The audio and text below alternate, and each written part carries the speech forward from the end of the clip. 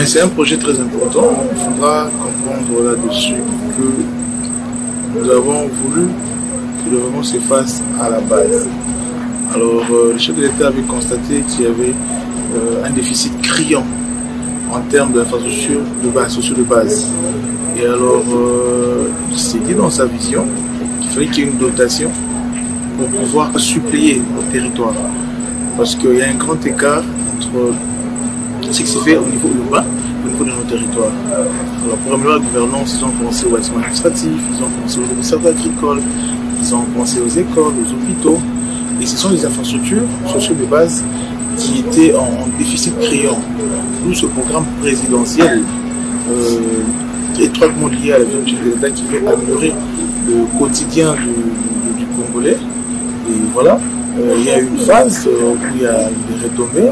Les gens ont vu quand même pour une première fois l'électricité, les gens ont vu une première fois des hôpitaux quand même de qualité. Alors nous pensons que le besoin d'encore optimiser, d'amplifier davantage le bénéfice du Congolais. Donc nous estimons que le chef de l'État a bien vu pour essayer un peu de moderniser, pour commencer à penser modernisation de notre territoire. La ville de Kinshasa n'est pas alignée jusque-là, mais nous avons ici aussi présent porté un plaidoyer dans ce sens.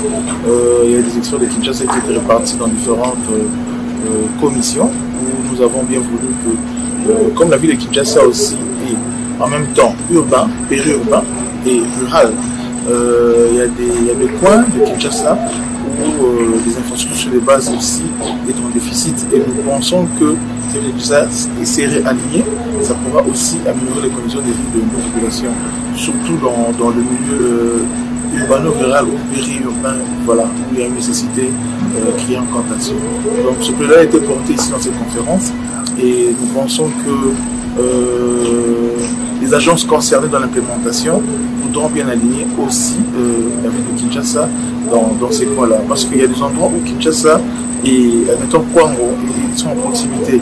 Les villages de Kwango et les villages qui donnent du côté de Kinshasa vivent la même réalité.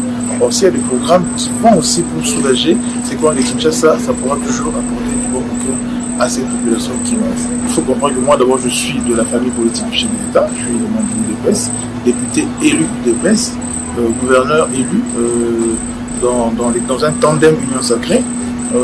Ce projet est d'abord éminemment issu dans la réflexion de l'UDPS, aujourd'hui porté par le chef de l'État et porté aussi par l'ensemble de la famille politique qui l'accompagne.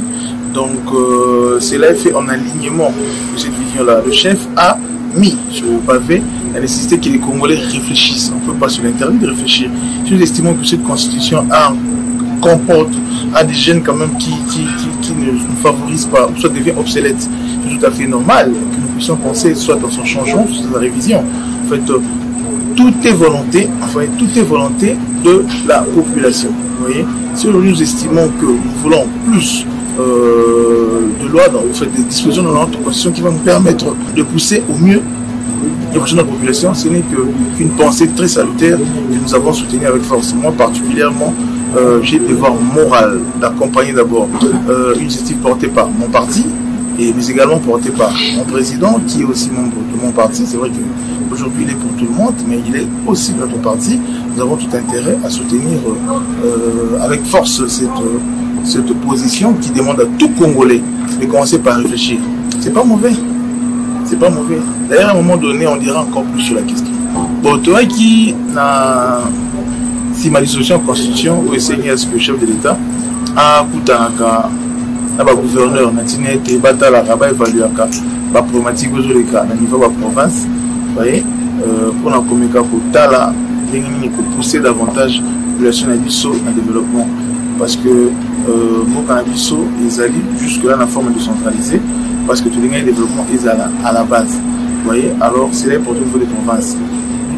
Autour à mon a pris cette orientation pour te réfléchir, pour évaluer la recommandation précédente, pour toute sa recommandation, nous avons été porté en gros, na bénéficié à la population d'Abisso. Et si nous avons Abisso, lobby hier, ils avaient qui introduction, na orientation à Mokonzamboka, tout disposé tout PSA qui est mémorandum d'Abisso, pour y répondre aux problématiques en général de la province. Tout ça, il peut se mettre de la province, mais pour la manque de disposer. C'est pas ça la synthèse que tu as dans le gouvernement central, pour accompagner Alors, en commission, tout sur la proposition, sous état en termes de recommandations, nous avons ça pour la qui sa spécificité en termes de commission, parce que conférence est sur 3 commissions. On a réfléchi à la commission ECOFI, la commission infrastructure et développement, et la commission politique, juridique, culturelle. Donc, dans 4 commissions, on a présenté sur la problématique. Au sein de l'objet de discussion en plénière, on va regarder comme recommandation la 11e conférence du gouverneur pour tout l'an de l'implémentation en gros, tout un boosting à Mokonzamboka par rapport à l'attente au niveau de développement pour Italie Bongo, pour Cannabis au Congo.